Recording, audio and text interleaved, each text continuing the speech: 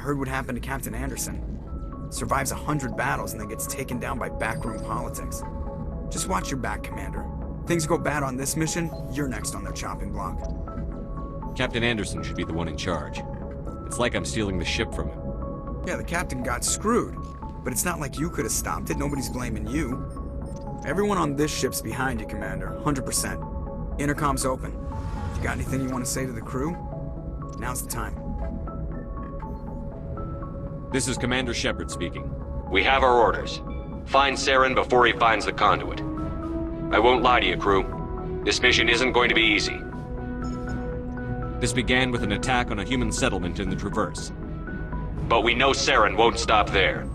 His Geth armies aren't going to stay on the far fringes of Citadel space. For too long, our species has stood apart from the others. Now it's time for us to step up and do our part for the rest of the galaxy. Time to show them what humans are made of. Our enemy knows we're coming. When we go into the Traverse, Saren's followers will be waiting for us. But we'll be ready for them, too. Humanity needs to do this. Not just for our own sake, but for the sake of every other species in Citadel space. Saren must be stopped. And I promise you all, we will stop him. Well said, Commander. Captain will be proud. The captain gave up everything so I could have this chance. We can't fail. Yes, sir.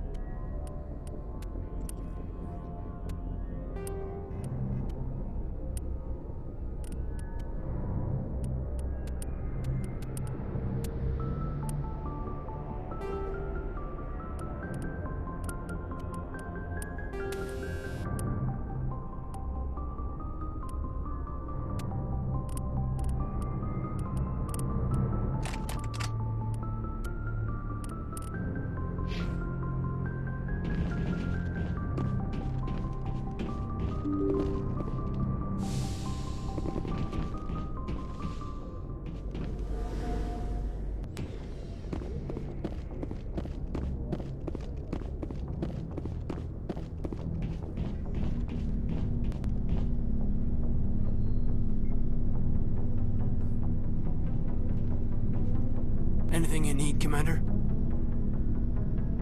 Just trying to get a sense of where the crew's at. Thoughts? I've wasted enough of your time for now, Commander. We'll have time for personal debriefings later. What's your opinion on the last mission? I don't see how we could have done things any better. At least not without getting to Eden Prime sooner. And we were on the scene faster than any other Alliance ship could have been. We'll talk another time, Lieutenant. Commander?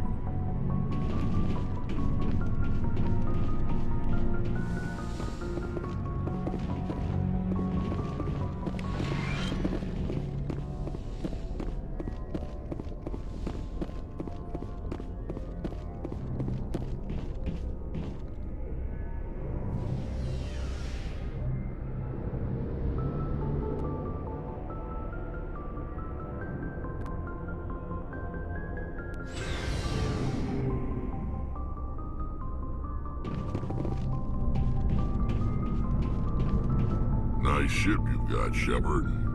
What can I do for you? What's your story, Rex? There's no story. Go ask the Quarian if you want stories. You Krogan live for centuries. Don't tell me you haven't had a few interesting adventures. Well, there was this one time the Turians almost wiped out our entire race. That was fun. I heard about that. You know, they almost did the same to us. It's not the same. It seems pretty much the same to me. So your people were infected with a genetic mutation? An infection that makes only a few in 1,000 children survive birth? And I suppose it's destroying your entire species? I suppose it isn't all the same. I don't expect you to understand, but don't compare humanity's fate with the Krogan. I was just making conversation. I wasn't trying to upset you. Your ignorance doesn't upset me, Shepard. As for the Krogan, I gave up on them long ago. The genophage infected us, but it's not what's killing us. Are your people really dying? We're sure not getting any stronger. We're too spread out. None of us are interested in staying in our own system. Lots of species have left their homes and prospered. But they go to colonize new worlds. We're not settlers. We're warriors. We want to fight. So we leave. Hire ourselves out. And most of us never go back. What can you tell me about the genophage? Ask the Solarians if you want details. They made it. All I know, it makes breeding nearly impossible. Thousands die in stillbirth, and most never get that far. Every Krogan is infected. Every one. And no one's rushing to find a cure. Why don't the Krogan try to find a cure? When was the last time you saw a Krogan scientist? Ask a Krogan. Would he rather find a cure for the genophage or fight for credits? He'll choose fighting every time. It's just who we are, Shepard. I can't change that. Nobody can. So long, Rex. Shepard.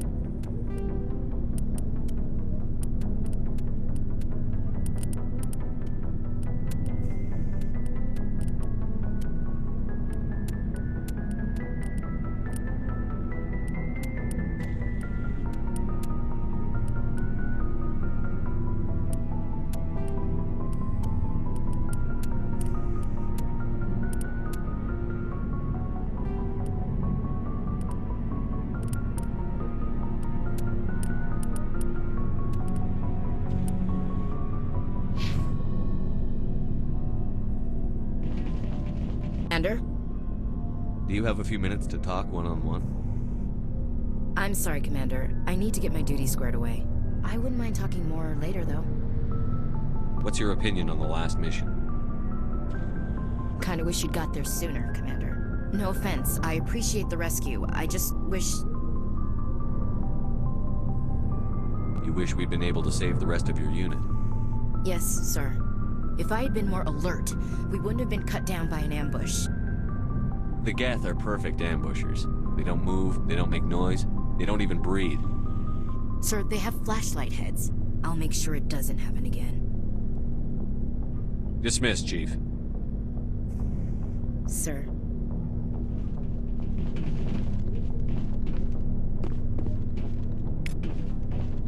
Thanks for bringing me on board, Commander. I knew working with the Spectre would be better than life at CSEC. Have you worked with a Spectre before? Well, no, but I know what they're like. Spectres make their own rules. You're free to handle things your way. At CSEC, you're buried by rules. The damn bureaucrats are always on your back. For the most part, the rules are there for a reason. Maybe. But sometimes it feels like the rules are only there to stop me from doing my work. If I'm trying to take down a suspect, it shouldn't matter how I do it, as long as I do it. But CSEC wants it done their way. Protocol and procedure come first. That's why I left. So you just quit because you didn't like the way they do things? There's more to it than that. It didn't start out bad, but as I rose in ranks, I got saddled with more and more red tape. CSEC's handling of Saren was typical. I just couldn't take it anymore. I hate leaving. I hope you made the right choice. I'd hate for you to regret it later. Well, that's sort of why I teamed up with you. It's a chance for me to get off the Citadel, see how things are done outside CSEC. Either way, I plan to make the most of this. And without CSEC headquarters looking over my shoulder, well, maybe I can get the job done my way for a change. If getting the job done means endangering innocent people, then no. We get the job done right, not fast. Got it? I wasn't trying to... I understand, Commander.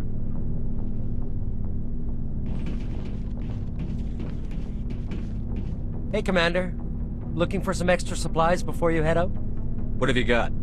Whatever you want. Armor, weapons, mods. It's not standard Alliance issue, but that's not necessarily a bad thing. Well, as long as you don't mind paying for it. Why should I pay you for my weapons and armor? My stuff doesn't come from the Alliance. I have to purchase it myself, and it's not cheap. Hell, the licenses alone have set me back more than I'd like. But no licenses, no goods. Without the goods, I'm out of a job. What are licenses? Why do you need them? Manufacturers sell licenses. Each license allows me to buy and sell a certain brand of products. I already have several basic ones, but you'll need to buy more if you want me to bring in different brands.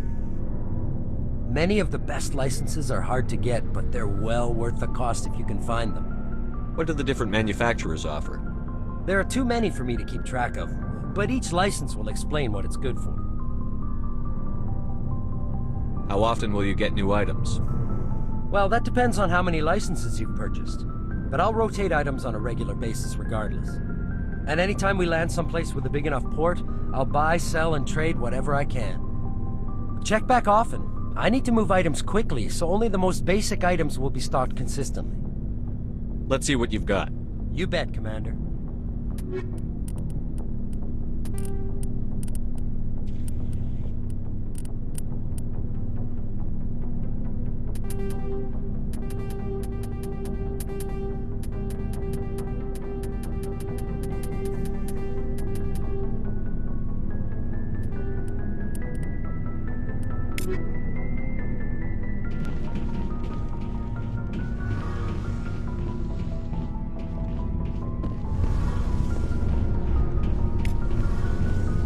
Commander, you know that Quarian, Tally?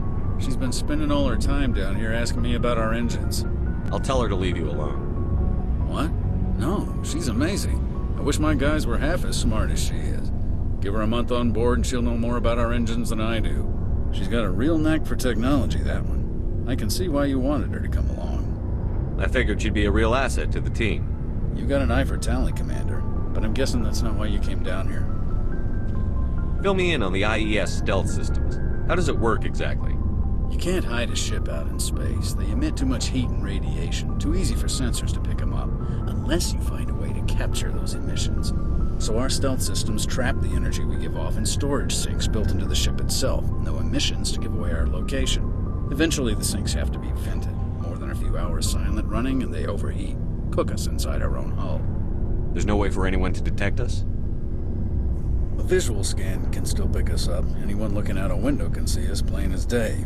But you have to be pretty close to get an actual visual out in space. Most vessels rely on scanners. As long as the stealth systems are engaged, they can't see us. Not unless we accelerate to FTL speeds. Why doesn't it work with faster-than-light travel? Cranking up to FTL blue shifts our emissions, pushes them into frequencies too high to capture in the sinks. As soon as we make the jump, it's like setting off a flare. Sensors can pick up our location whenever we enter or exit FTL flight, but for short-range missions, our stealth systems are amazing, and we've got the only one. Where else have you served, Adams? If you name a class of Alliance ship, I've probably served on it. Everything from dreadnoughts and carriers right down to frigates like the Normandy. My last assignment was on the Tokyo, only a cruiser, but she was a good ship. Couldn't hold a candle to the Normandy, though. I want to know more about the Normandy. She's the best ship I've ever served on. Probably the fastest vessel ever designed. And she's the only one using the new Tantalus drive core. What's so special about the Tantalus drive core? Proportionally, it's about twice the size of any other vessel. Not only are we faster, we can run at FTL speeds longer before we have to discharge the core. Carry on, Adams. Aye, aye, Commander. Ship's amazing, Shepard. I've never seen a drive core like this before. I can't believe you were able to fit it into a ship this small. I'm starting to understand why you humans have been so successful. I had no idea Alliance vessels were so advanced. The Normandy's a prototype. Cutting-edge technology. A month ago, I was patching a makeshift fuel line into a converted tug ship in the flotilla. Now, I'm sitting on board one of the most advanced vessels in Citadel space. I have to thank you again for bringing me along. Traveling on a vessel like this is a dream come true for me. I had no idea you found ship technology so interesting. It comes with being a Quarian. The migrant fleet is the key to the survival of my people. Ships are our most valuable resource. But we don't have anything like this. We make do with cast-offs and second-hand equipment. We just try to keep them running for as long as we can. Some of the fleet's larger vessels date all the way back to our original flight from the Geth. I can't believe your fleet's still using ships that are 3 centuries old. They're constantly being repaired, modified, and refitted. They aren't pretty, but they work. Mostly. We've tried to make ourselves as independent as possible on the flotilla. Grow our own food, mine, and process our own fuel. But some things we just can't make on our own. A patch to maintain the hull integrity requires raw materials we just don't have. That's why our pilgrimages are so important. Tell me about your people. Our lives aren't easy. Resources are scarce, and we are constantly on the move. Everything we do must in some way contribute to the continuation of the migrant fleet. There are 17 million Quarians in the flotilla, and each of us relies on the others for survival. The bonds among my people are strong. Unfortunately, we have had to surrender many of the freedoms and civil liberties other species take for granted. What kind of freedoms? Well, it's illegal for parents to have more than one child. If our population grows too much, it would strain our resources to their breaking point. Of course, we also can't allow our numbers to become too few. If our population is in decline, the rule against single births is temporarily repealed. In extreme cases of population decline, incentives are even offered to encourage multiple births, though the Conclave hasn't had to take such measures in nearly a century. That's your government. The Conclave is our civilian branch of government. Each ship can elect a representative to serve on the Conclave and make decisions that affect the fleet as a whole. On matters that affect an individual ship, however, the captain has the final say. It's a tradition that dates back to the early days, when the fleet was governed by martial law. Fortunately, most captains nowadays are smart enough to have an elected council from their crew to give them advice and guidance. So the ultimate power rests with elected officials. In practice, the Conclave and the respective council for each ship tend to set the rules that govern our daily lives. But in theory, we are still under military jurisdiction. The 5 top-ranking military officials in the fleet serve on the Admiralty Board. These 5 have the power to overrule any decision by the Conclave in case of emergency. To do so requires unanimous agreement among the Admiralty, and they can only do this once. After that, the entire board must resign their posts. It's a safeguard that served us well. In nearly 3 centuries, the Admiralty Board has only overruled the Conclave 4 times. I want to know more about the Geth. I doubt I can tell you anything you don't already know. It's been almost 3 centuries since they drove my people into exile. All I know is the story of their origins, what they were when we created them, and how they turned on us. Interesting. The Geth were originally created to serve as an automated manual labor force. Initially, their intelligence was as limited as any VI. Over time, we made small modifications to their programming to allow them to perform more varied and complex tasks, bringing them closer and closer to true AI status. How come the Council didn't step in and stop you? This wasn't true AI research. We may have been skirting the bounds of the law, but we never did anything that was actually illegal. The changes were so insignificant, so gradual, that we were able to control them. Or so we thought. But one thing we underestimated was the power of the neural network. A million Geth thinking simultaneously created an inherently unstable matrix. So, the Geth share brainpower? Many of the Geth's logic systems were designed to work in concert with other nearby Geth. Basically, the more of them you have in the group, the smarter they are. So there's some sort of group consciousness? No, nothing like that. They cannot share sensory data or information. Their programming cannot handle that much simultaneous input. Each Geth maintains an individual awareness and identity. The neural network only operates on a process-based level. It's basically the synthetic equivalent of a subconscious.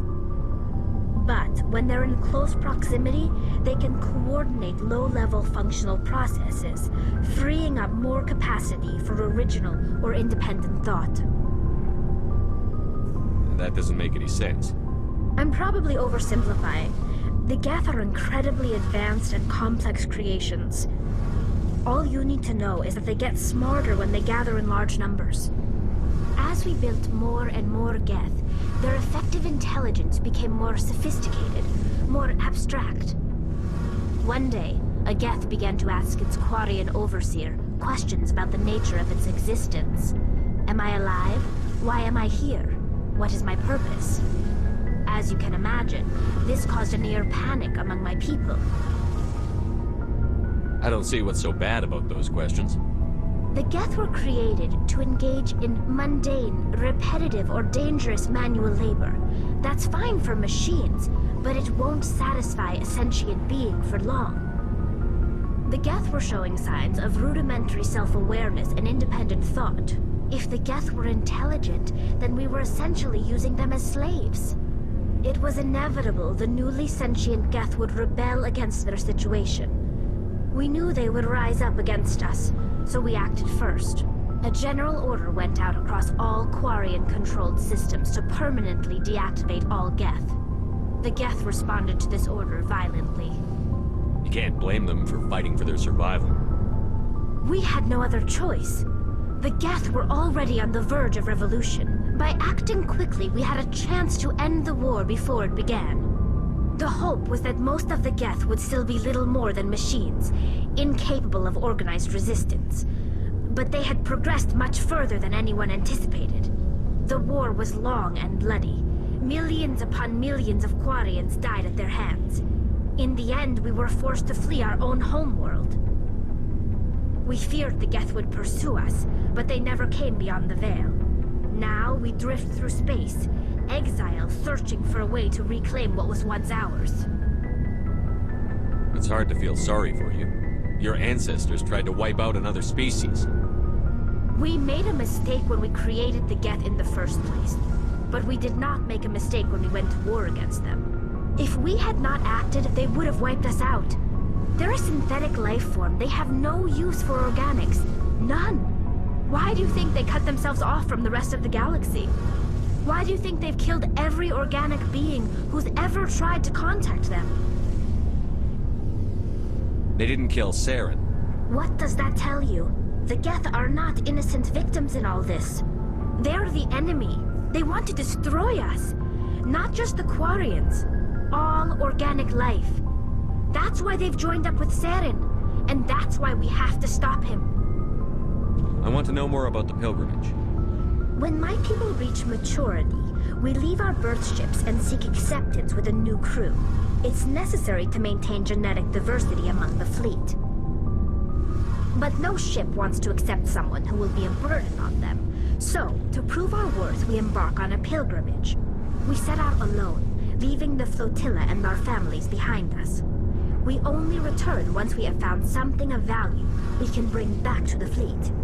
This is presented as a gift to the captain of the respective ship we wish to join.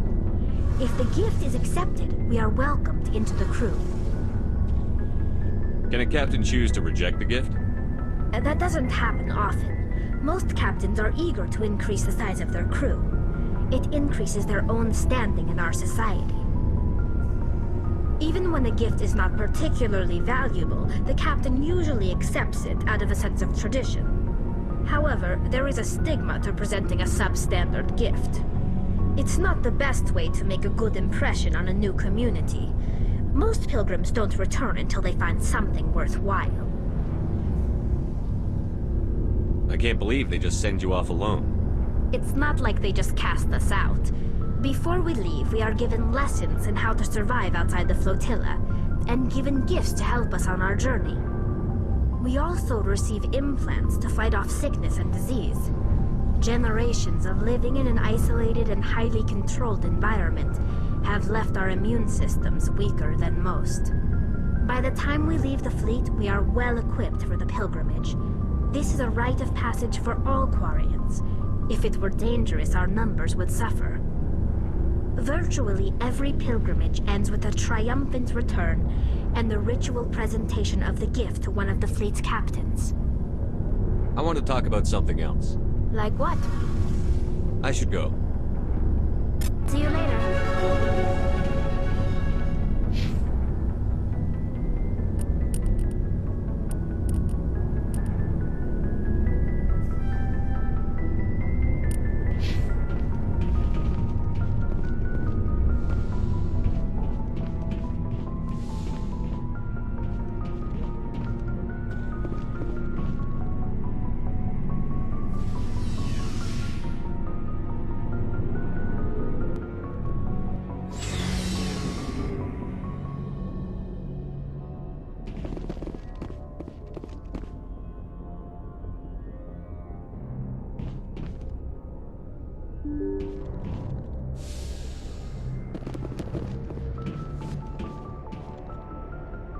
If anyone has to take over for Captain Anderson, I'm glad it's you. I'm not sure about having non-humans on our ship, though. We're all on the same team here, Presley. With all due respect, sir, that's what they said about Ilos. Look how that turned out. I'm in charge here, Presley. I decide if we have non-humans on this vessel. Yes, sir. Understood, sir. Speak freely, Presley. I want to know if you have a problem with non-humans. It's not that, Commander. Humanity has always handled its own problems. Saren attacked one of our colonies. We should be the ones to stop him. We don't need their help. Some people think asking for help is a sign of weakness. That's just being stupid and stubborn. No matter how strong you are, allies can make you stronger. I guess so. Maybe I'm just stuck in the old ways of thinking. But don't worry, Commander, this won't be a problem. How did you end up assigned to the Normandy? I signed up with the Alliance as a navigator right out of school. Following in my grandfather's footsteps, I guess. My first posting was on the Agincourt.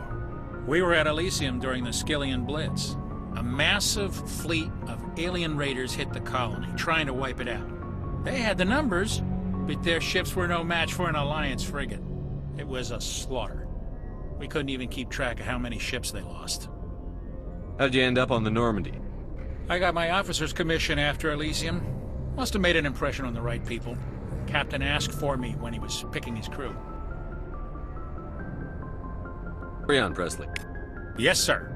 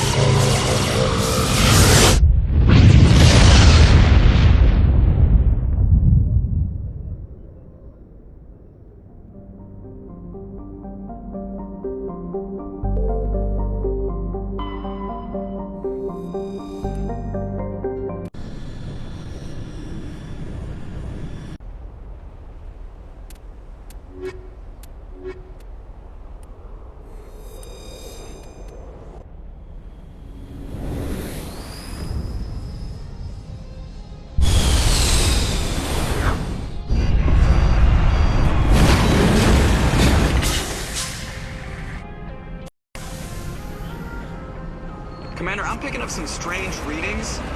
Really strange, like off the damn charts. It looks like it's coming from an underground complex a few clicks away from the drop zone.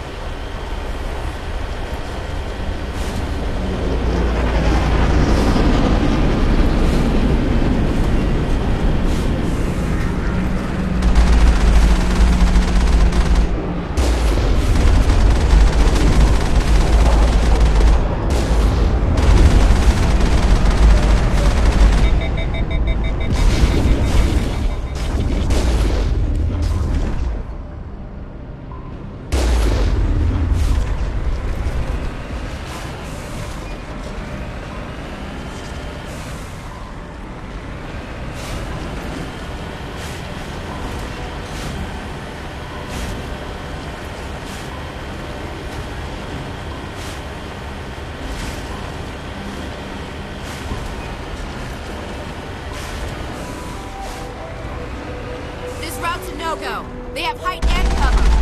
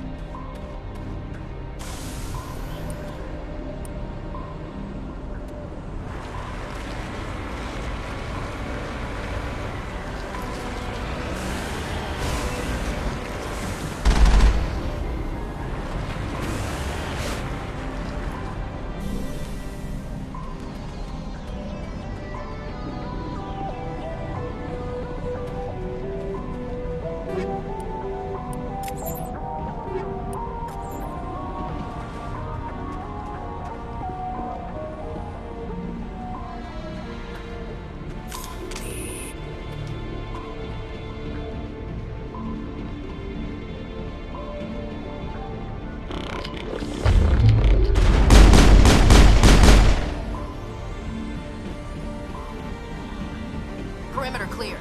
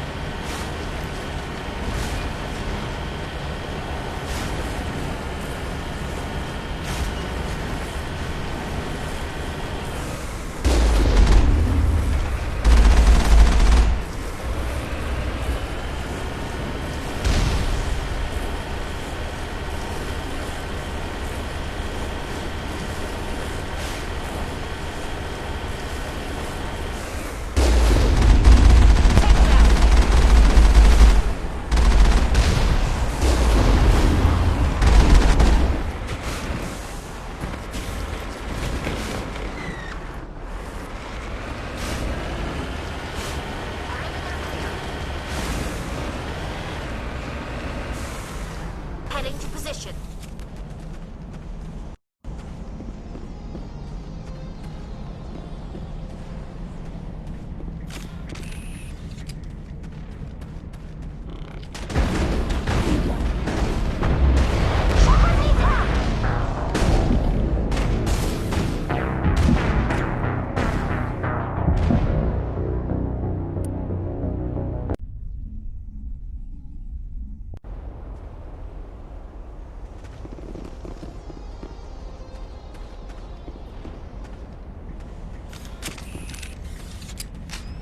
Heads up!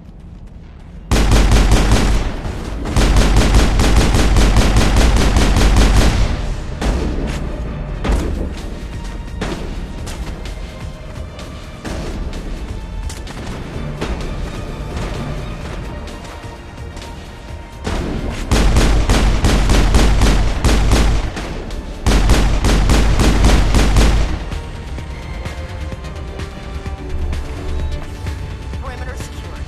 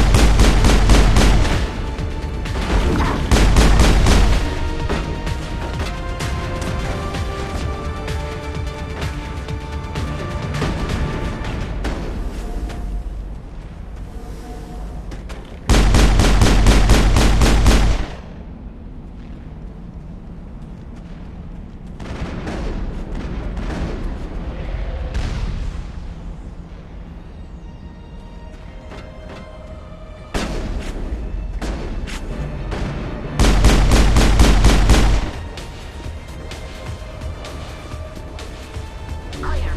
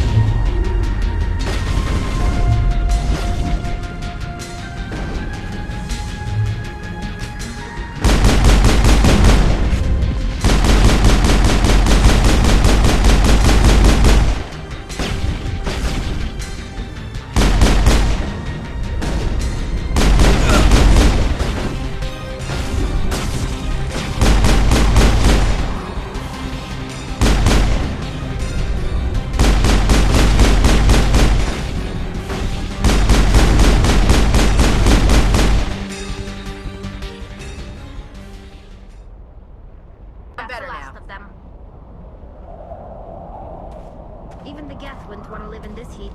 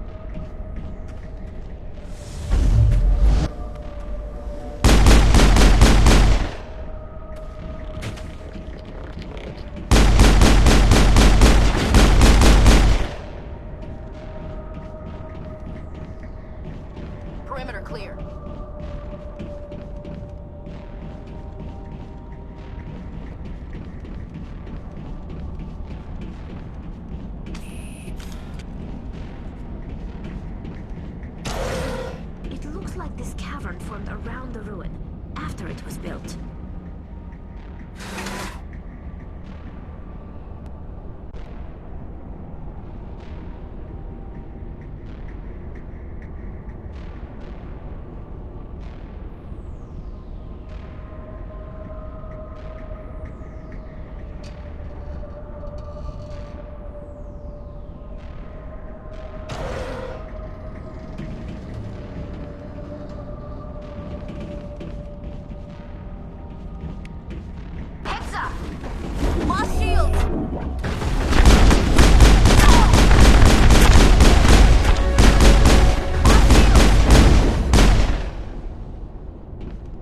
Prothean's built to last. Looks like a lava flow port in here.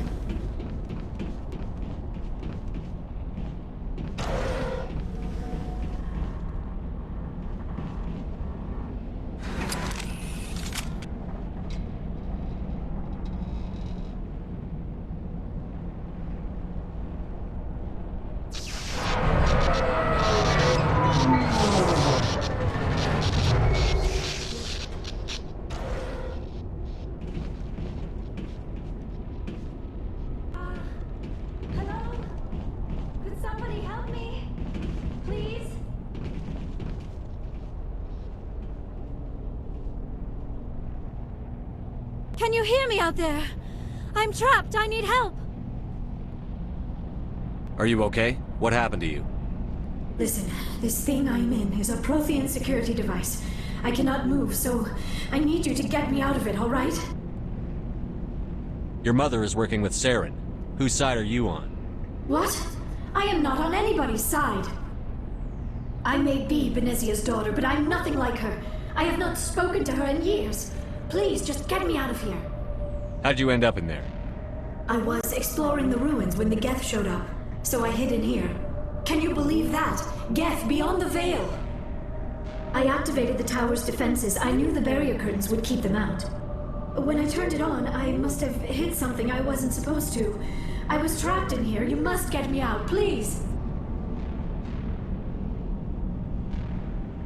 We'll find some way to help you. There is a control in here that should deactivate this thing. You'll have to find some way past the barrier curtain. That's the tricky part. The defenses cannot be shut off from the outside. I don't know how you'll get in here. Be careful. There is a Krogan with the Geth.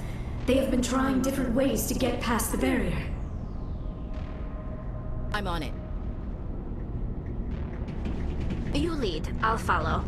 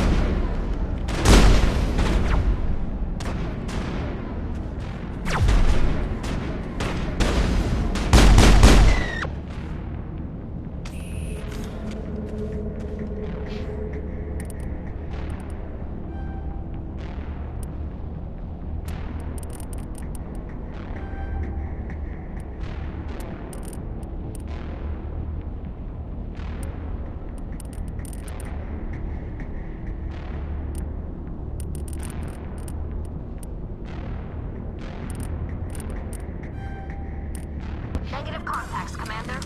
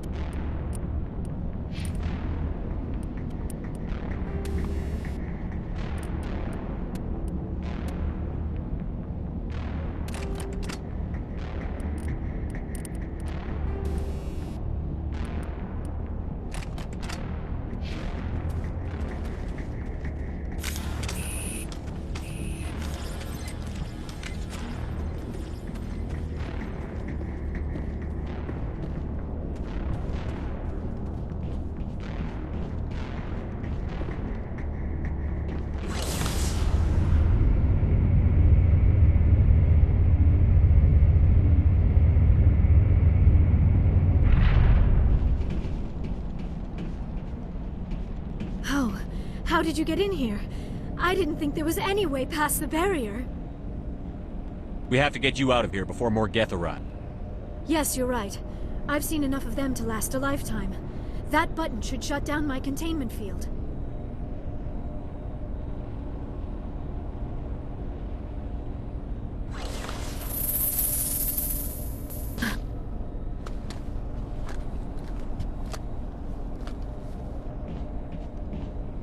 Any idea how we get out of this place? There is an elevator back in the center of the tower. At least I think it's an elevator. It should take us out of here. Come on! I still cannot believe all this. Why would the Geth come after me? Do you think Benezia's involved? Saren's looking for the conduit. Think fast, Miss Prothean expert. The conduit? But I don't know... What the hell was that? These ruins are not stable. That mining laser must have triggered a seismic event. We have to hurry. The whole place is caving in. Joker, get the Normandy airborne and lock in on my signal. On the double, mister. Aye, aye, Commander. Secure and away. ETA 8 minutes. He needs to move faster.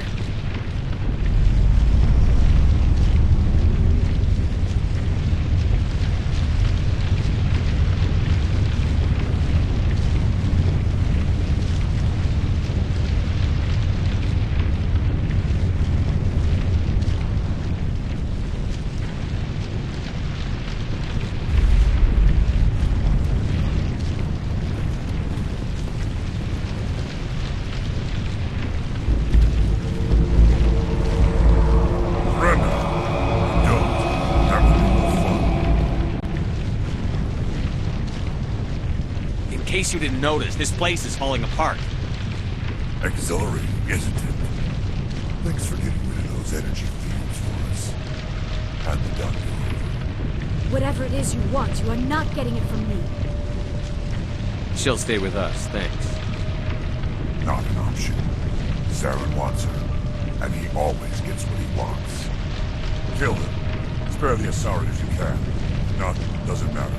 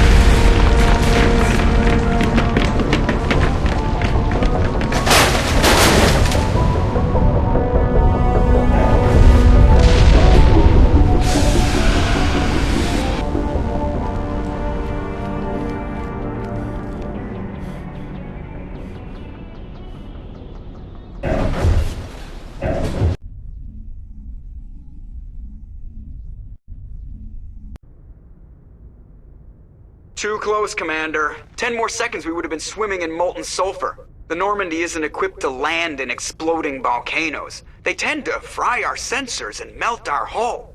Just for future reference. We almost died out there, and your pilot is making jokes?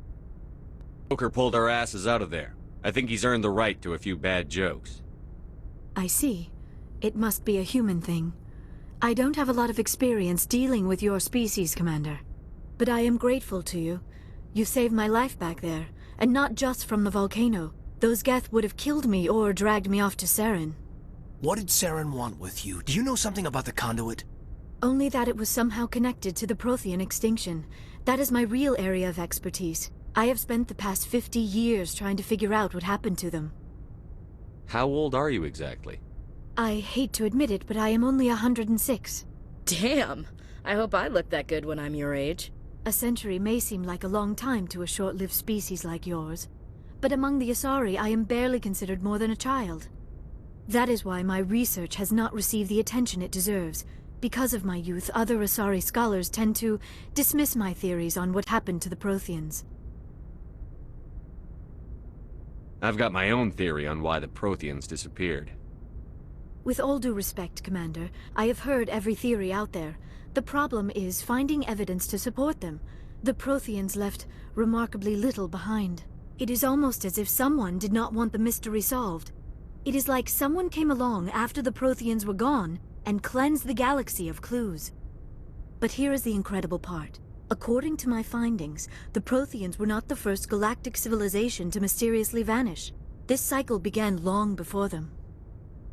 Where'd you come up with this theory? I thought there wasn't any evidence. I have been working on this for 50 years. I have tracked down every scrap and shred of evidence.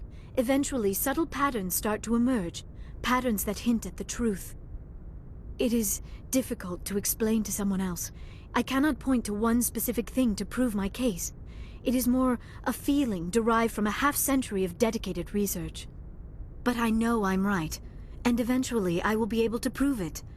There were other civilizations before the Protheans. This cycle has repeated itself many times over. If the Protheans weren't the first, then who was? I don't know. There is barely any evidence on the Protheans, even less on those who came before them. I cannot prove my theory, but I know I am right. The galaxy is built on a cycle of extinction. Each time a great civilization rises up, it is suddenly and violently cast down. Only ruins survive. The Protheans rose up from a single world until their empire spanned the entire galaxy. Yet even they climbed to the top on the remains of those who came before. Their greatest achievements, the mass relays and the Citadel, are based on the technology of those who came before them. And then, like all the other forgotten civilizations throughout galactic history, the Protheans disappeared. I have dedicated my life to figuring out why. They were wiped out by a race of sentient machines. The Reapers. The Reapers? But I have never heard of.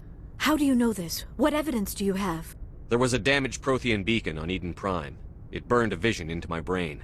I'm still trying to sort out what it all means. Visions? Yes, that makes sense. The beacons were designed to transmit information directly into the mind of the user. Finding one that still works is extremely rare. No wonder the Geth attacked Eden Prime. The chance to acquire a working beacon, even a badly damaged one, is worth almost any risk.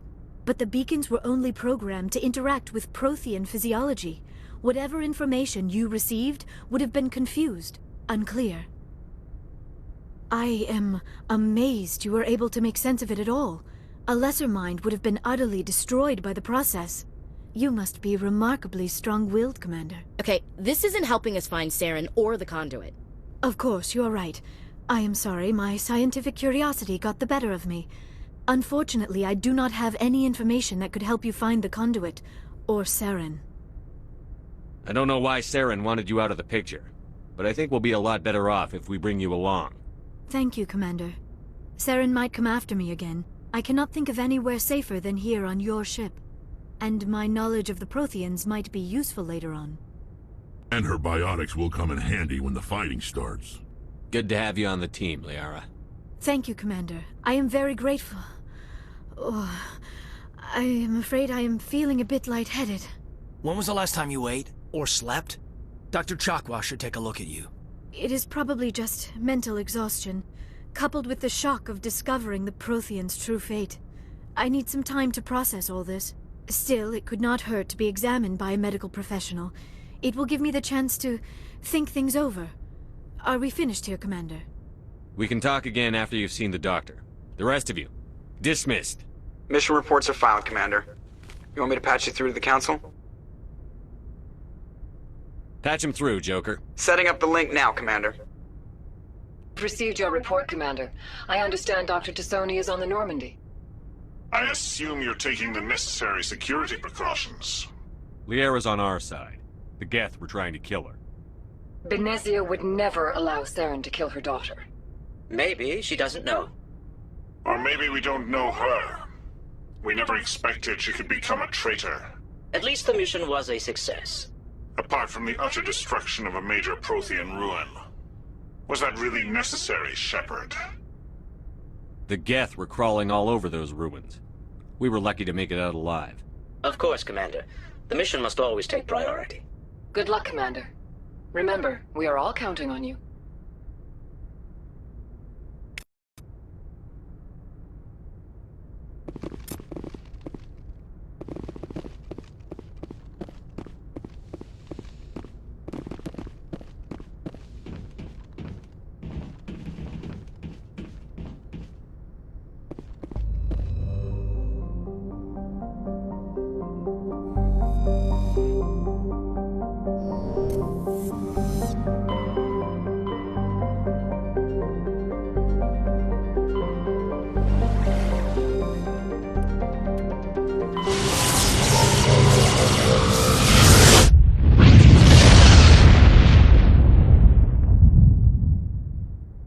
Message coming in. Patching it through. Commander Shepard, my name is Nasana Dantius. I have a job for you. I can't say any more in an unsecured communication. If you're interested in hearing my offer, meet me on the Citadel so we can talk in person. I'll be waiting in the Diplomat's Lounge on the Presidium.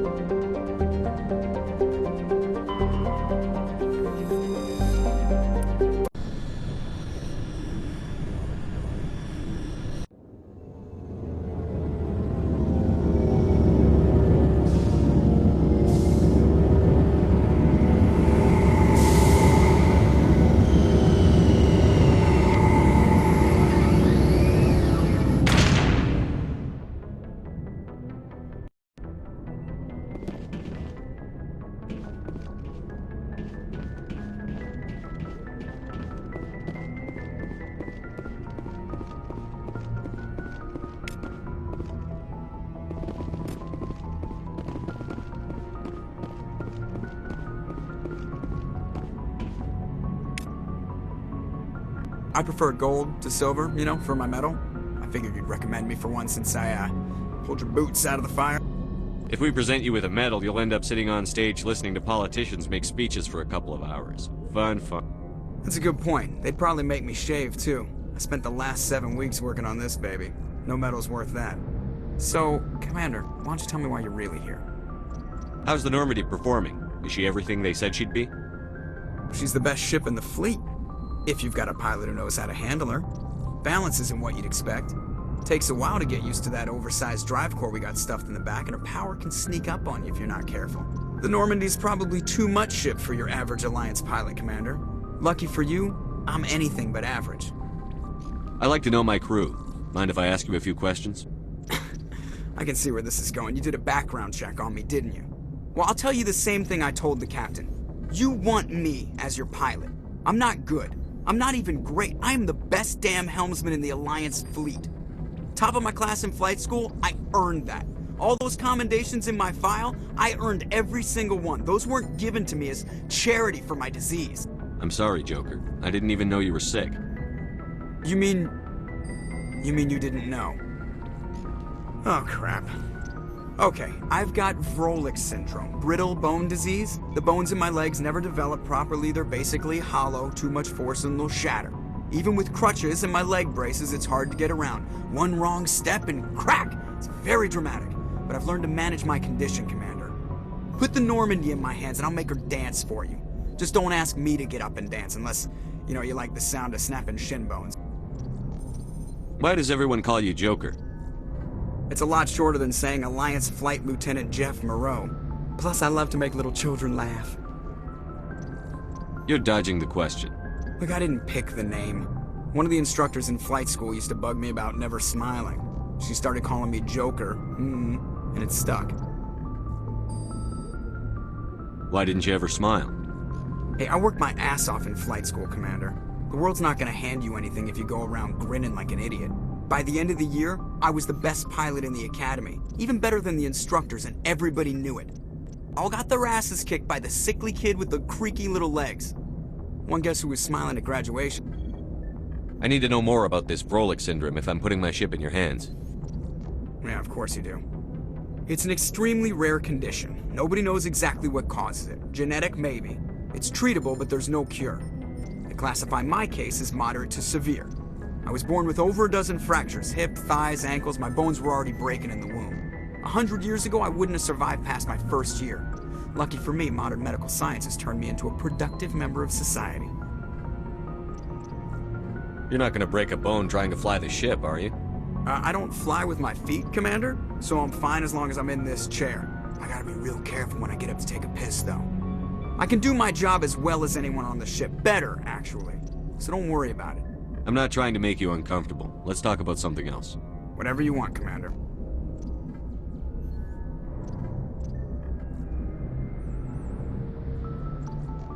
How'd you end up joining the Alliance? Look, if you're looking for an inspirational tale of the crippled kid overcoming impossible odds, you're gonna be disappointed. My mother was a civilian contractor working for the Alliance. I basically grew up on the Arcturus station back when they were building up the fleets. Spend all that time around Alliance ships, there's a good chance you'll end up going to the Academy. I have to go. Alright, see ya.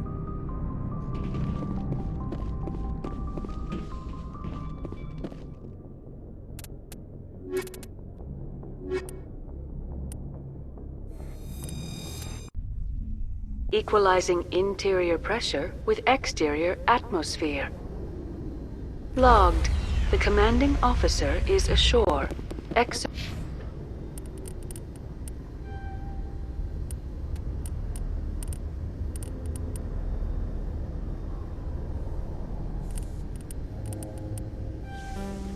So Presley has the deck.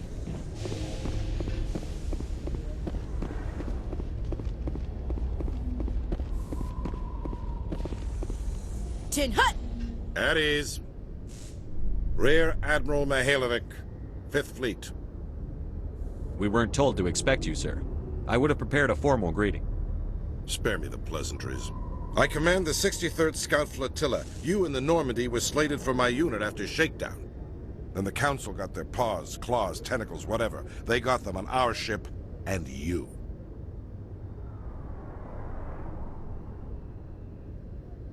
I still serve the Alliance, sir.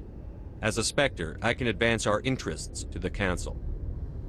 You still know what color your blood is, Shepard? I don't begrudge the politician's decision to throw you to the Council. It's an opportunity. I do begrudge this over-designed piece of tin, though. The Normandy is a fine ship, sir. She's served us well so far. It's a gimmick, Commander.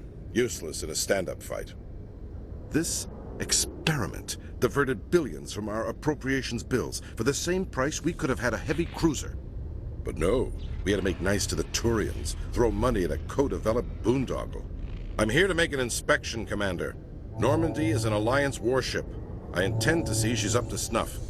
We'd be honored to show her to you, Admiral. I'll just bet. Wait here. I won't be long. Commander, I'm not happy. I'm sorry to hear that, sir. Who designed that CIC? Putting the commander aft of everyone else is inefficient. What if he needs to discuss with the operators toward the bow? Modified Turian style. They prefer commanders looking over their subordinates, rather than in the middle of them. We wanted to see how effectively they can command with that setup. Reasonable goal, but they should have studied that in a lab rather than on a frontline warship.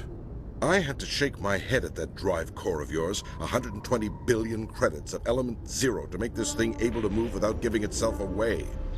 You realize we could make drive cores for 12,000 fighters with that money? What good is it to hide for a few hours anyway? Useless. We can loiter in an enemy system and monitor traffic, or drop infiltration teams on enemy worlds. Normandy can be more effective than the Solarian STG. Maybe. But that's not the job of a proper warship.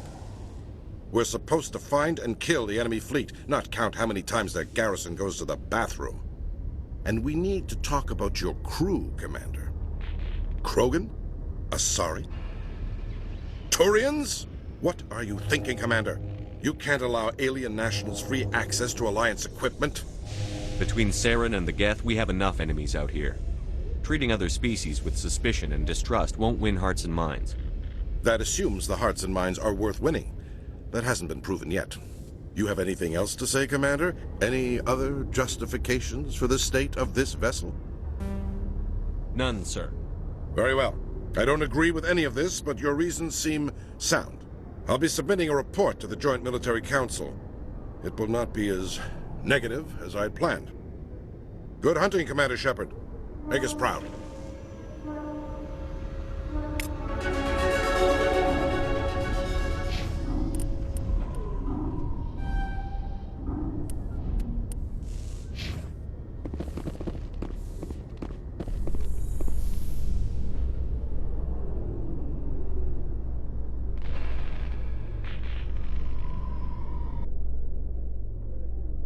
In other news, Exogenicorp is still denying reports that one of their survey teams has gone missing in the Hades Gamma Cluster. When asked why communication with the survey team was suddenly cut off last week, company officials refused to comment.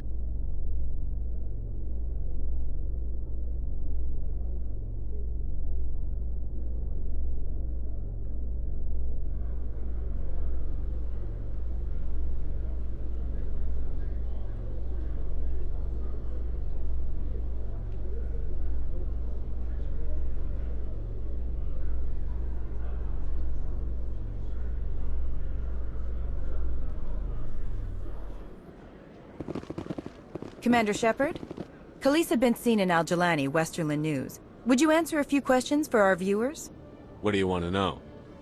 You've been given a unique position to represent our race. People want to get a sense of how you'll do that.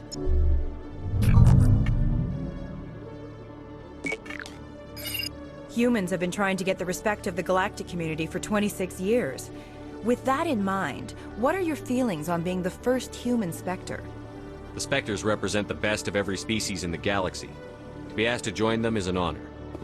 Some have said your appointment is the Citadel throwing humans a bone. Have you encountered any situations where the Citadel asked you to place its needs before the needs of Earth? The Council is concerned with the needs of the whole galactic community. We're part of that community now. Our needs are on their agenda, but we're one of many. You really do believe that, don't you? You've been given command of an advanced human warship for your missions. Is there anything you'd like to say about it? Actually, the Normandy was co-developed by human and Turian engineers. Its design incorporates many innovations, all of which are classified, I'm afraid. So the Turians have knowledge of the Normandy that is being kept secret from the Alliance public? Do you think it was appropriate to hand Earth's most advanced warship over to the Citadel? I wasn't aware it had been handed over to anyone. I'm in command, and last I checked, I'm human. Same goes for my crew. Human, yes, but you do work for the Citadel now, Commander. One last question, Commander. Rumors back home say you're tracking a rogue Spectre named Saren. Do you have any comment on that? I'm afraid I can't comment on whatever my current assignment may or may not be. Don't worry, we'll find out. The eyes of Earth are on you. Don't let us down. Thank you for your time, Commander Shepard.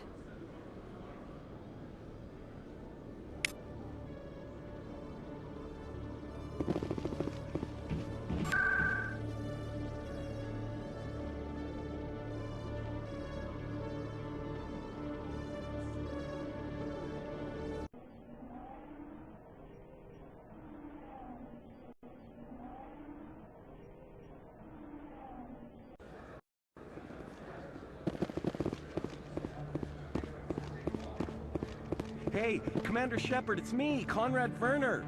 Remember me? There are rumors on the extranet that you've been made the first human Spectre. That's incredible. Being a Spectre is a big responsibility. I just want to make humanity proud. The vids are all talking about Commander Shepard fighting for all of us back home. And they also say that you don't take crap from anybody. You're showing them what humans can do. Hey, can I get your picture? I don't have a problem with it, but why? You're a hero, Shepard. Decades from now, humanity's going to remember you, and I'll have your picture. Just hold up your gun. Perfect.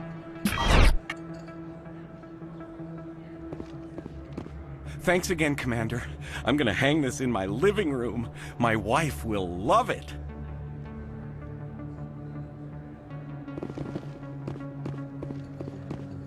This isn't a proof of purchase. It's a bank statement. It shows that I bought something from you. And I bought it. Well, thank you.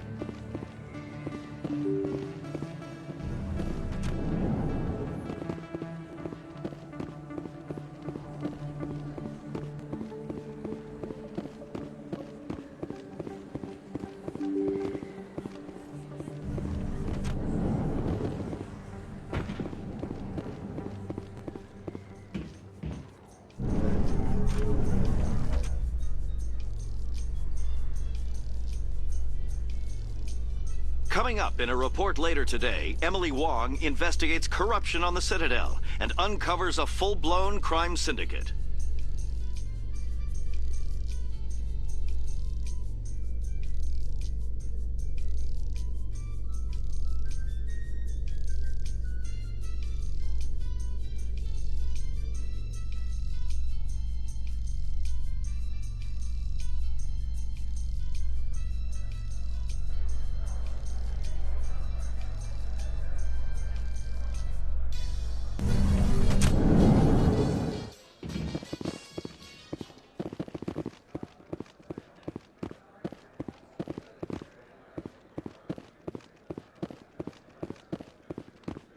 So how are you liking your posting at the Academy? It's good. Busy, though. Can't believe how many people you get coming in from... Looks like they bounced their signal off a relay. I'll trace a new signal. What do you say we head down to Cora's den after shift? Sounds good. Some of the others are going for Novio's farewell thing. Damn, I forgot that was today. Where's he going again? Noveria. Apparently, they've got a huge demand for corporate security. Noveria? Isn't that the frozen planet? Yeah, I wouldn't go, but I guess the pay's pretty good. Huh.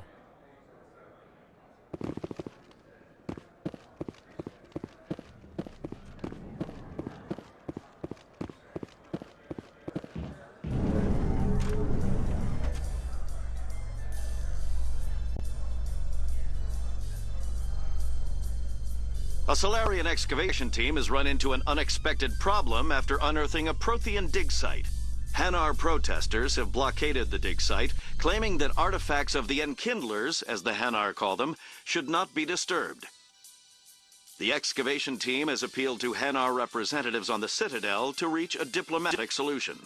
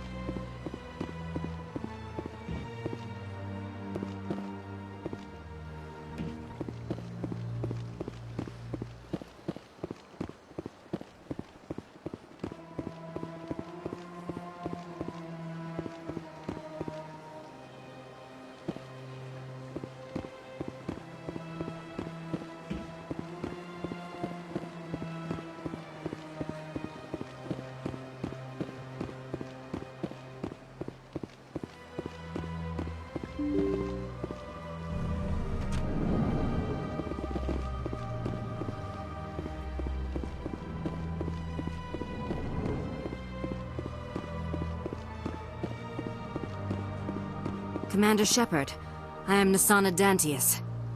I see you got my message. It sounded like you needed some help. I do.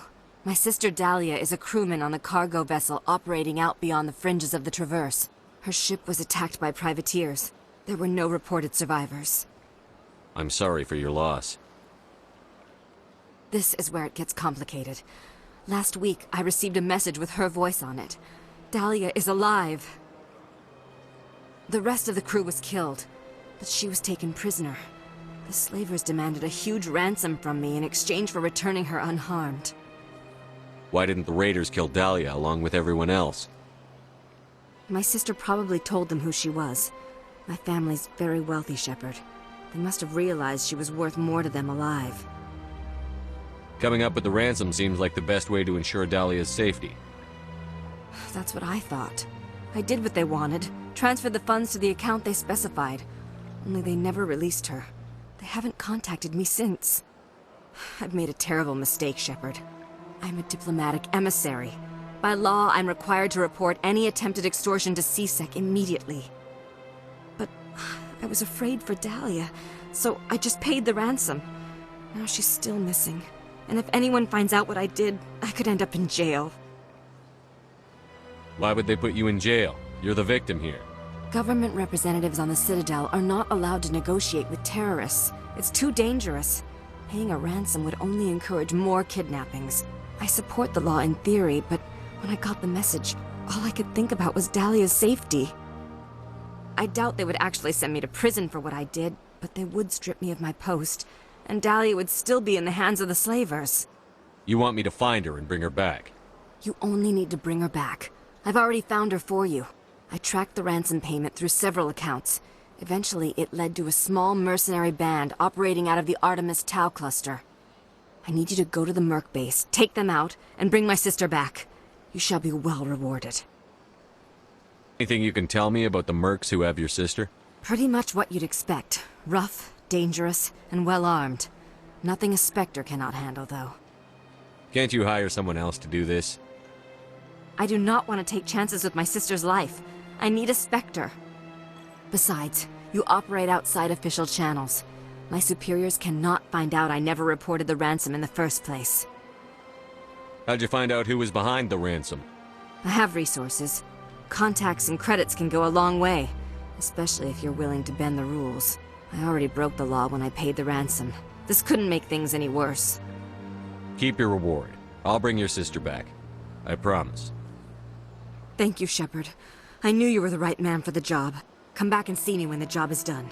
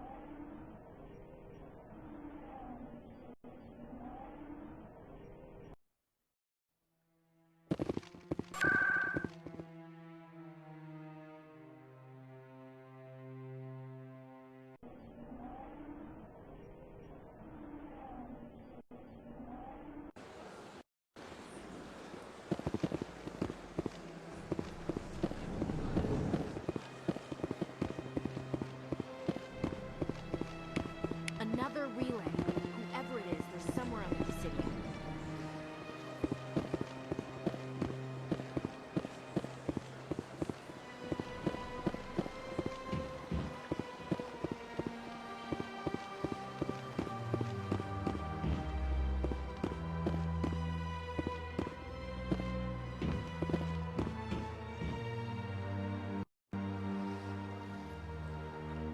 This is it.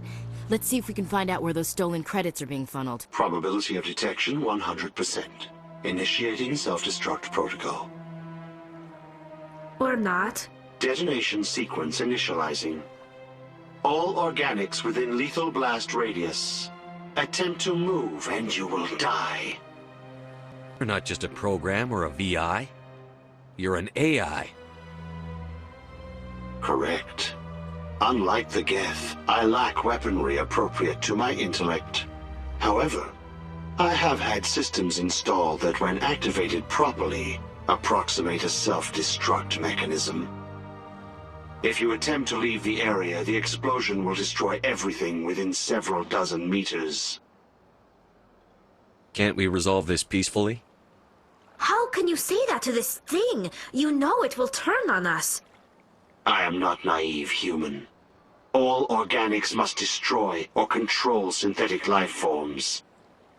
I wished to escape, but if I must die, I will ensure that you are destroyed as well.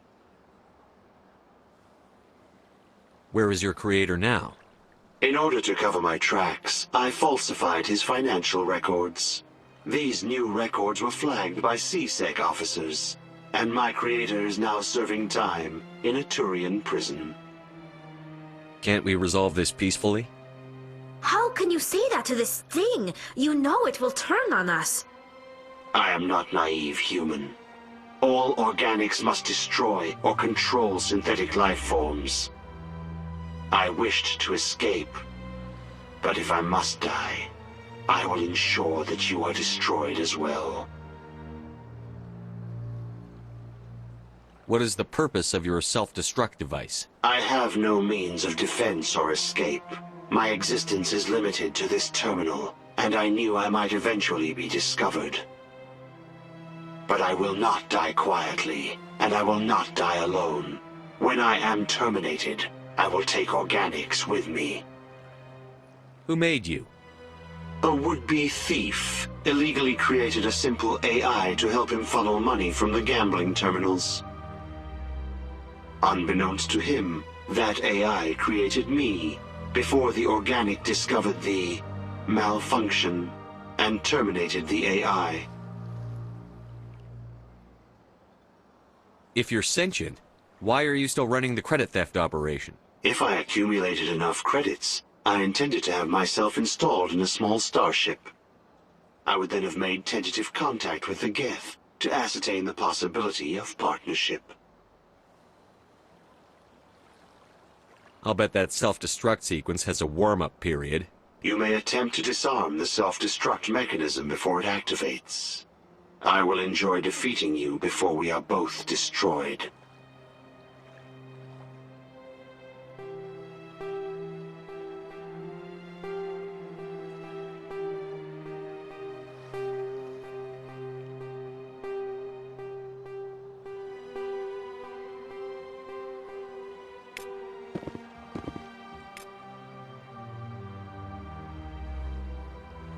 Built a lake on a space station. I can't even imagine the resources needed to maintain it.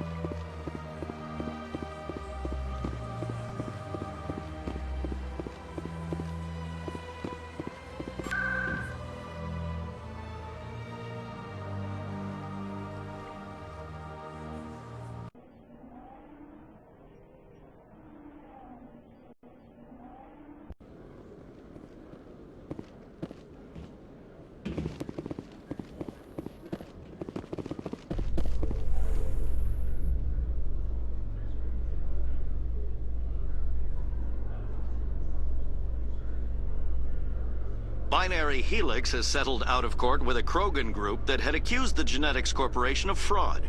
The Krogan group had contracted Binary Helix to perform studies with a long-range goal of curing their genetic sterilization. The group later sued for a return of investment money when the study produced no viable results.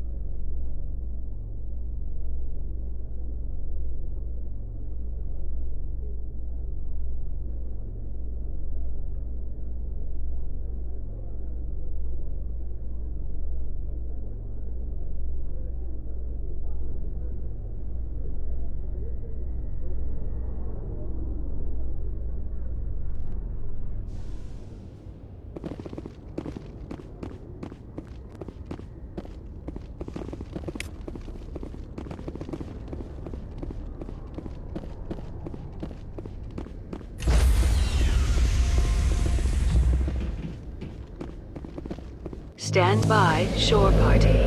Decontamination in progress.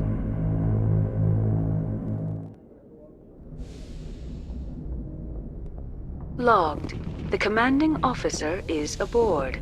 XO Presley stands relieved.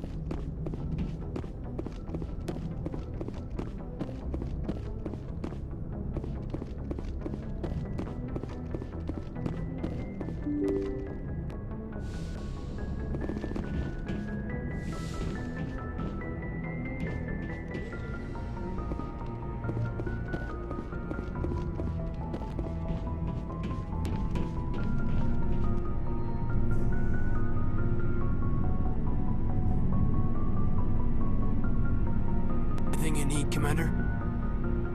What's your opinion on the last mission? Dr. Tassoni. Seems like a sweet girl. Easy on the eyes. I mean, if you like the bookish sort. Any intentions there, Lieutenant? No, Commander. Just art appreciation. Just trying to get a sense of where the crew's at. Thoughts? Is this an official evaluation, Commander? Or off the record? Alenko, when it's just you and me, you can consider it off the record. That's a generous attitude. Okay. I think there's something wrong with all this. Saren is looking for records on some kind of galactic extinction, but we can't get backup from the Council? Sorry, Commander. There's writing on the wall here, but someone isn't reading it. The Council doesn't want to believe anything's wrong. I'd call it human nature, but... I hear you. It just seems like a group that's been around as long as the Council should see this coming. Sorry if I got too informal. Protocol wasn't a big focus back in Bot. Tell me about it. Biotic acclimation and temperance didn't last past the airlock. To the kids they hauled in, it was brain camp. Sorry, hauled in is unkind. We were encouraged to commit to an evaluation of our abilities so an understanding of biotics could be compiled. There are worse results of accidental exposure to element 0 in the womb. Beats the brain tumors some kids grew up with. Is there some question about how you were exposed? My mother was downwind of a transport crash. It was before there were human biotics, a little after the discovery of the Martian ruins. It only gets iffy around 63 when Kinetics was running out of first-gen subjects. Until then, they'd relied on accidentals. A bunch of guys in suits show up at your door after school, and next thing you know, you're out on Jump Zero. Jump Zero is Gagarin Station, right? What's it like? Yeah, that's the official name. Biggest and farthest facility we had for decades. Right on the termination shock, the outer edge of the solar system. It's where they did all the Goose Chase FTL research before we caught on to using mass effect fields. It was a sterile research platform when I was there. There were other kids in the same boat, right? At least you weren't alone out there. That's true. We did have a little circle that'd get together every night before lights out. We didn't have much to do, though. It was a research platform then, and Kinetics kept Jump Zero off the extranet to prevent leaks. Then you must have had plenty of time to get to know each other. Yeah, we'd sit around and bull every night after dinner, play cards or network games. There was this girl named Rana, who had a little circle grow up around her. She was from Turkey. Her family was very rich, but she was smart and charming as hell. Beautiful, but not stuck up about it. I think you'd have liked her. Sounds like she was special to you. She was. Maybe she felt the same, but things never felt together. Training, you know. You know of any intentional exposures for certain? No one knows. Doesn't mean they didn't happen. As big as the exposures were, it was hard to track down accidentals. It was different then. No one knew the potential, so there wasn't a lot of regulation. Anything Kinetics did was gold. I'm not saying they intentionally detonated drives over our outposts, but in retrospect, they were damn quick on the scene. Jump Zero is a long way from home. What was it like? The grand gateway to humanity looks a lot better in the vids. That's my own baggage, Commander. No bearing on this. Alenko, there's no regulation that says you can't be friends with your commander. I appreciate that, Commander. I just don't want you to think that I'm a whiner. Besides, I've got my past squared away.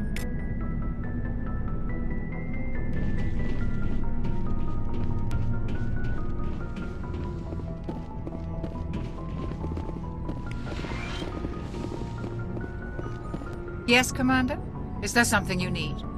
How did you end up serving on an Alliance ship? I enlisted right out of med school. Earth always seemed boring to me. Too safe, too secure. I figured the colonies were teeming with exotic adventure. I wanted to travel the stars, tending the wounds of tough soldiers with piercing eyes and sensitive souls. Turns out military life isn't quite as romantic as I'd imagined. But humanity needs the Alliance if we want to keep expanding through the Traverse, and the Alliance always needs good doctors. So I stayed on to do my part. I should go. Goodbye, Commander.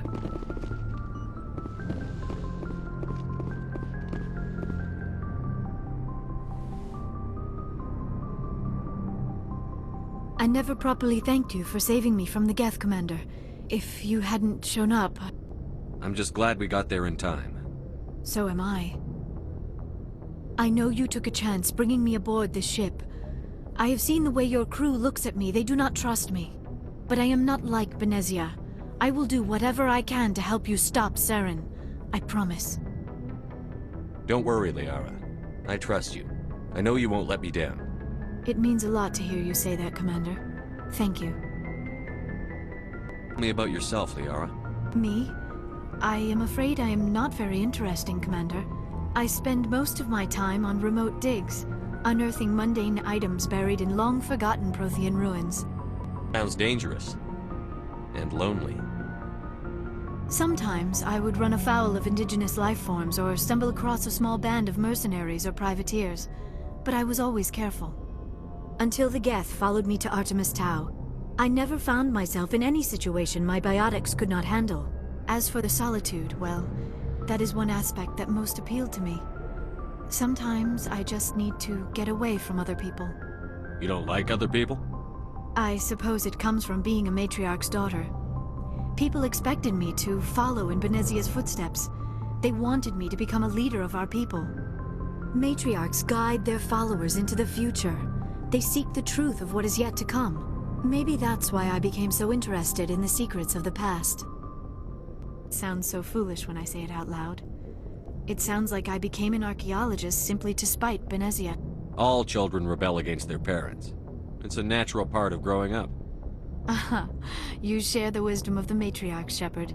That is exactly what Benezia said when I told her of my decision. But there was more to it than that. I felt drawn to the past. The Protheans were these wondrous, mysterious figures. I wanted to know everything about them. That is why I find you so fascinating. You were marked by the beacon on Eden Prime. You were touched by working Prothean technology. Sounds like you want to dissect me in a lab somewhere. What? No! I did not mean to insinuate. I never meant to offend you, Shepard. I only meant that you would be an interesting specimen for an in-depth study. No, that's even worse. Calm down, Liara. I was only joking. Joking? Oh, by the goddess, how could I be so dense? You must think I am a complete and utter fool. Now you know why I prefer to spend my time in the field with data disks and computers. I always seem to say something embarrassing around other people. Please, just pretend this conversation never happened. Do you know why Benezia joined up with Saren? I don't understand it. She was always outspoken about the need for the Asari to become more involved in shaping galactic events. Maybe she thought allying herself with Saren would somehow be for the greater good in the long run. At least I hope so. This hurts you, doesn't it? None of this makes any sense to me. I have not spoken to Benezia in many years, but I know her, and this was not like her. Something changed. I'd like to know more about the Asari. We were the first species to discover the Citadel. We were instrumental in forming the Council, and we always strive to be the voice of peaceful cooperation in galactic disputes. My people believe we are all part of a single galactic community. Each species contributes something to the greater whole. Although we seek to understand other species, it seems few of them seek to understand us. The galaxy is filled with rumors and misinformation about my people. Like what? Most of the inaccuracies are centered around our mating rituals. My species is monogendered. Male and female have no real meaning for us. We still require a partner to reproduce. This second parent, however, may be of any species and any gender. I don't understand. Your species can mate with anyone? Mating is not quite the proper term, not as you understand it. Physical contact may or may not be involved, but it is not an essential element of the union. The true connection is mental. Our physiology allows us to meld with other beings. We can touch the very depths of their minds. We explore the genetic memory of their species. We share the most basic elements of their individual and racial identities. We then pass these traits on to our daughters. It is how we learn to grow as a species and how we develop a greater understanding of other races. What happens to your partner after the union? Every relationship is different. Some unions are a single encounter with both parents parting ways afterwards. Others can be more long-term. Sometimes an Asari and her partner will stay together for many decades. Do you know who Matriarch Benezia chose as her partner? She rarely spoke of her partner. Though I know my father, if you want to use that term, was another Asari. I thought you always needed another species to serve as one of the parents. Think about it, Shepard. If we were not able to mate with our own species, we would have died out long before we ever mastered spaceflight and left our homeworld. Union with our own kind is no longer common, not for the purposes of reproduction. Most Asari believe it weakens our species. Asari daughters inherit racial traits from the father species. If both parents are Asari, then nothing has been gained, or so conventional wisdom would hold. I am what is sometimes called a pureblood. Though no Asari would ever be cruel enough to say the word to my face, it is a great insult among my people. It is possible Benezia's partner was embarrassed by their union. She may have been too ashamed to publicly acknowledge me as her offspring. Maybe she wanted to meet you, but couldn't. Something could have happened to her. Maybe she passed away. You might be right. I hope you are. But I have no way to know for sure. Benezia never spoke of her partner. Whatever happened, it caused her too much pain to dwell on it. She raised me by herself, though that is not uncommon. Many Asari raise their children alone, particularly if the father species is short-lived. Often the partner will pass on long before the child reaches maturity. You Asari live for 1,000 years. What happens when your partner dies? Few sapient species live as long as my kind. We have learned to take a philosophical approach to our unions. We do not focus on the inevitable loss of our partners. Instead, we enjoy the time we spend with them. And even after they're gone, a part of them lives on in us. The union is a connection that transcends both time and space. Should go. Goodbye, Shepard.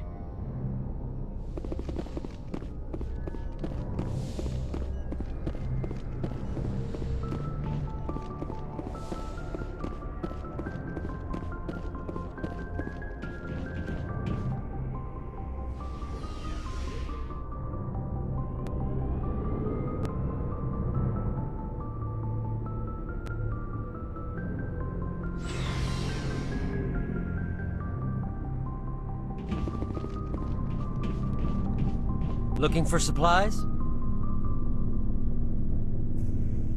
Not right now, thanks. No problem.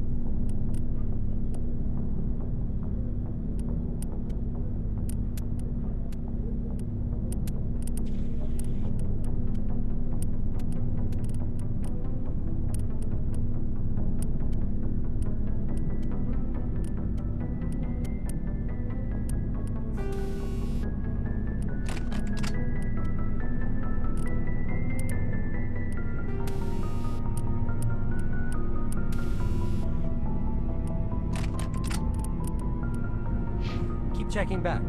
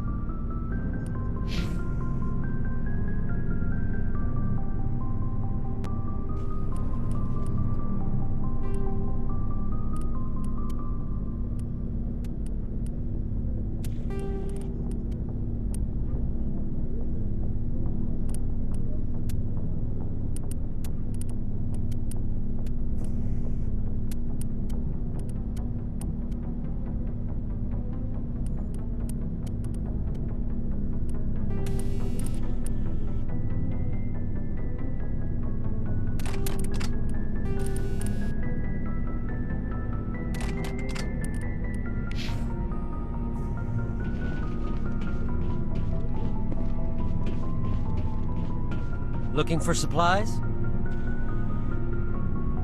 Let's see what you've got. You bet, Commander.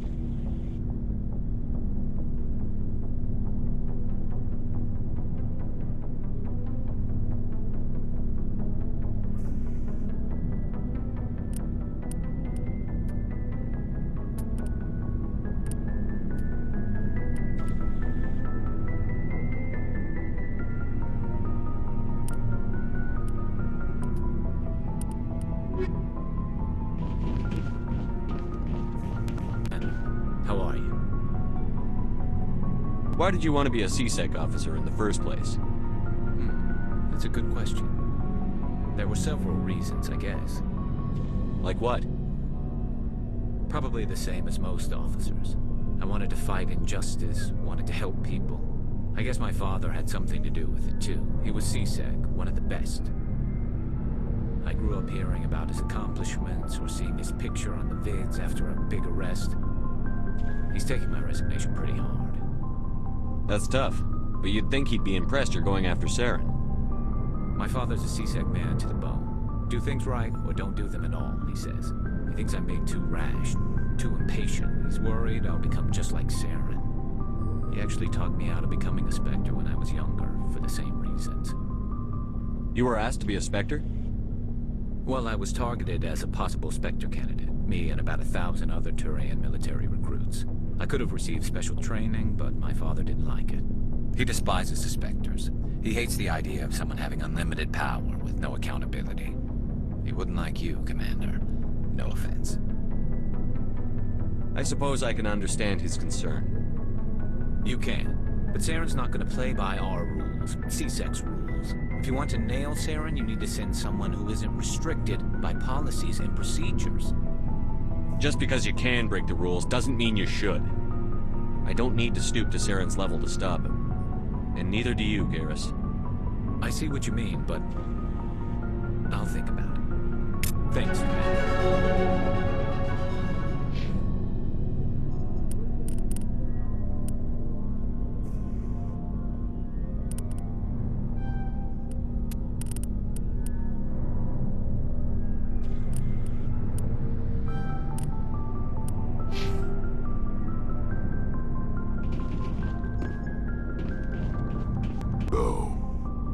Got Saren on the run. It won't be long now. Saren's good, but I'm better. Good? He's rotten. To the core. I could tell as soon as I met him. Why didn't you tell me this sooner? I would have if I thought it was important. I think I'd like to hear about it just the same. This was a while ago. A bunch of mercs were bragging about a job out near the edges of the Terminus systems. They said it paid well, and the boss was never around to ride them. They said he was looking for more men, too. So I checked it out. I didn't know Saren was openly recruiting mercs. It wasn't that open, and he only showed his face once. We'd been raiding ships in the area for months when we took out this massive cargo freighter. Our biggest haul yet. I was on board checking bodies for valuables, looking for some extra credits. That's when I saw him. What did Saren want with the ship? I don't know what he wanted. He was just moving through the ship, watching. A couple of the mercs called him by name, but he never spoke to them. Never spoke to anyone. I had a really bad feeling about him, so I got the hell out. Didn't even wait to get paid. What kind of cargo was the freighter carrying? What was Saren after? I don't know. All I saw on that ship was food and medical supplies. There were some basic weapons, but nothing big. If there was anything of value on that ship, I didn't see it. That's why I didn't mention it sooner. Whose ship was it? There was a Volus trading vessel. Big one. Lots of guards. But they were no match for us. That's the only time you saw him? Yeah. Didn't even know who he was. Still wouldn't if I hadn't joined up with you. But my instincts were right. Every other merc on that mission turned up dead within a week. Every damn one. Your people really dying? We're sure not getting any stronger. We're too spread out. None of us are interested in staying in our own system.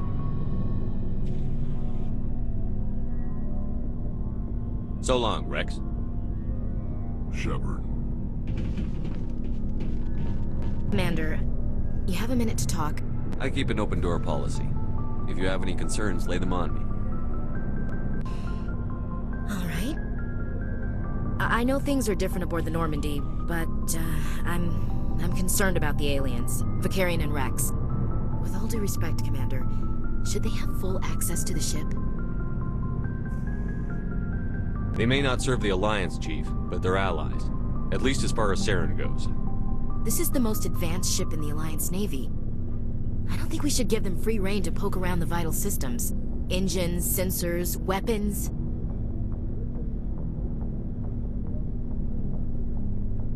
I'm not gonna lock them in the sleeper pods for the whole trip, Williams. I'd be more comfortable if they didn't have access to engineering and the CIC. We, humanity, have to learn to rely on ourselves. Standing up for ourselves doesn't mean standing alone. I don't think we should turn down allies. I just think we shouldn't bet everything on them staying allies. As noble as the council members seem now, if their backs are against the wall, they'll abandon us. I don't see that as inevitable. Look, if you're fighting a bear and the only way for you to survive is to sick your dog on it and run, you'll do it. As much as you love your dog, it isn't human. It's not racism, not really. Members of their species will always be more important to them than humans are.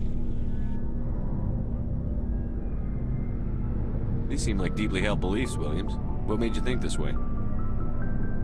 My family's defended the Alliance since it was founded. My father, grandfather, great-grandmother, they all picked up a rifle and swore the oath of service. I guess we just tend to think of Earth's interests as our own. Doesn't sound like you've worked with aliens before. No, sir. Mainly I've been groundside, part of the surface garrison forces. I did get a rotation on a space station for training. Every Marine a rifleman, every rifleman ZG certified. That's odd. Your record is spotless and your technical scores are exemplary. You should be serving with the fleet. Anyway, that's why I haven't served with many aliens, Commander. I never knew my family. Grew up an orphan on Earth. Anybody in your family I'd have heard of? Couldn't say, Commander. So why are you out here? Just trying to get away from Earth? Mainly I wanted to serve. Protect the Alliance, save lives, you know. Glad to hear it. I'd hate to think you were out here for a free college education. All right. I can see where your concerns are coming from, Williams. But this is a multilateral mission. You're going to have to work with aliens, like it or not. It won't be a problem, Commander. You say jump, I say how high. You tell me to kiss a Turian, I'll ask which cheek. Would you kiss anyone I ordered you to? That depends, sir. If you ordered me to kiss a superior officer, that would be a violation of the regs concerning fraternization. That would make it an illegal order. I'd be required to decline and relieve you of command. Sir. What's your opinion on the last mission? Not sure I buy Dr. Tassoni's story about her and her mom not talking. They're family, right? Not everyone has a happy family life. No, I guess not. Too bad those ruins got destroyed. I mean, they lasted thousands of years. That's impressive. We'll talk later, Williams. Looking forward to it, sir.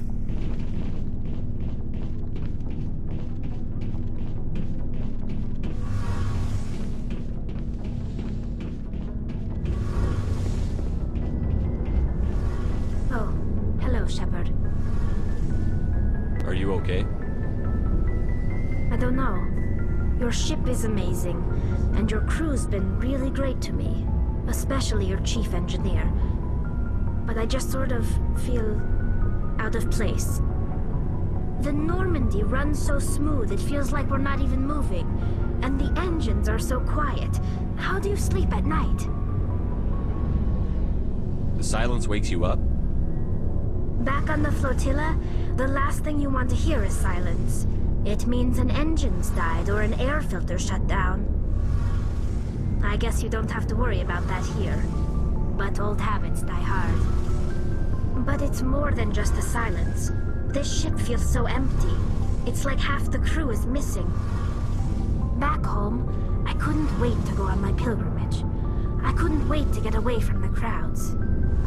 Now that I'm out here, I kind of miss them. Sometimes we don't appreciate what we have until it's gone. That's true.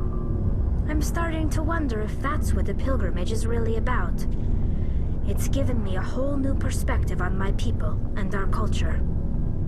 You know, there's always a few who go on their pilgrimages and never return. I always assumed something bad happened to them. But maybe they just wanted a different life. Do plan to return to the migrant fleet, right? I could never abandon my people, Shepard. I will go back eventually. But we have to stop Saren first. Otherwise, I might not have a home to go back to.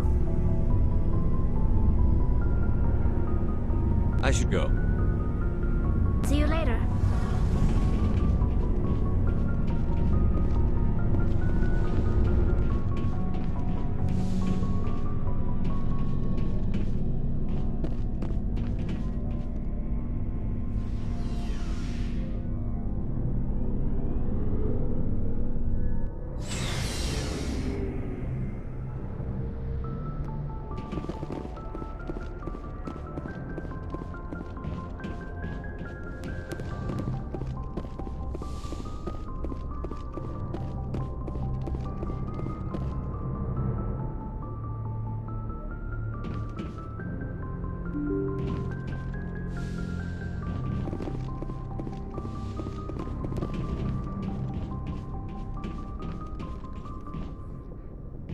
Message coming in. Patching it through. Commander, Miss Al-Jalani's story on you just aired. She shouldn't have ambushed you like that. But you handled it pretty well. We had differences of opinion, sir. I hope she at least believed my sincerity. You handled yourself pretty well, Commander. She came across like a raving idiot. Just wanted to let you know what the response was back home. I won't keep you any longer. Fifth Fleet out.